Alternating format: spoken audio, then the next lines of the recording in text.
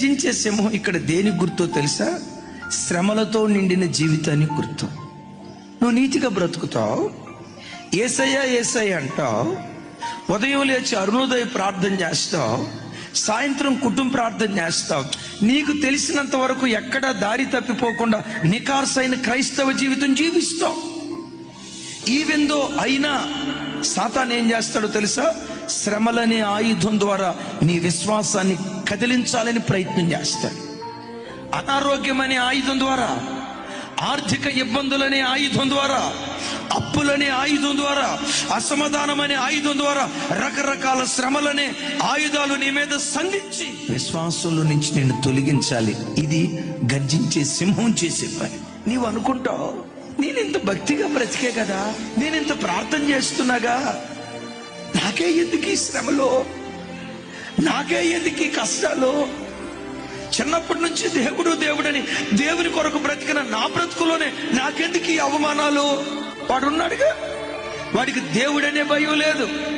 అసలు మందిరానికి వచ్చినోడు కాదు, వాడింత పచ్చగా ఉన్నాడు, కలకల్లాడుతున్నాడు, వాడి పిల్లలు ఎంత క్షేమంగా ఉన్నారు.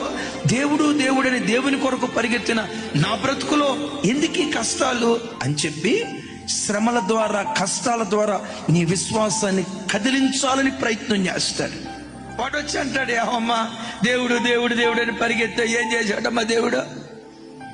నీ పిల్లలకి ఇంకా పెళ్లి కాలేదుగా, నీ గర్భం తెరవబడలేదుగా, ఇన్ని సంవత్సరాలు ప్రార్థన చేసి అప్పులు తీరాయా, ఓ సొంత గృహం కూడా కొనుక్కోలేకపోయావు, సమస్యల మీద సమస్యలు నలగొట్టబడుతున్నావు, ఏం చేశాడు దేవుడు నీకు?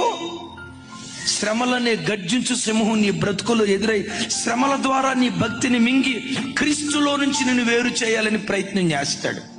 వాడు మింగాలని ప్రయత్నం చేసేటప్పుడు ప్రతి క్రైస్తవుడు విశ్వాసమందు స్థిరుడై దానిని ఎదిరించాలి. దేవుడు నా బ్రతుకులో కష్టాన్ని అనుమతిస్తాడేమో కానీ నష్టాన్ని అనుమతించడం. ఏ కష్టం నాకు నష్టాన్ని కలుగు చేయదో ఆ కష్టాన్ని ఇష్టంగా అంగీకరించు.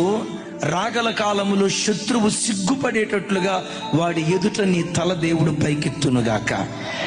అంటే ఈ శ్రమల మధ్యలో మనం సాతాను చేత తరమబడుతున్నప్పుడు గర్జించే సింహంలాగా వాడు మింగాలని నీ మీదకు వచ్చినప్పుడు కదిలిపోవద్దు. అనాలి శత్రువుతో, నా శత్రువా నా మీద నువ్వు అతిశయపడవద్దు, నేను క్రింద పడినా మరలా తిరిగి లెగుస్తా, చీకటిలో ఉన్న యెహోవా నాకు వెలుగుగా ఉంటాడు, నా గాఢాంధకారపు చీకటి మధ్యాహ్న కాల తేజస్సులాగా మారుస్తాడని విశ్వాసంతో మాట్లాడు. నీవన్నట్టే దేవుడు జరిగించునుగా.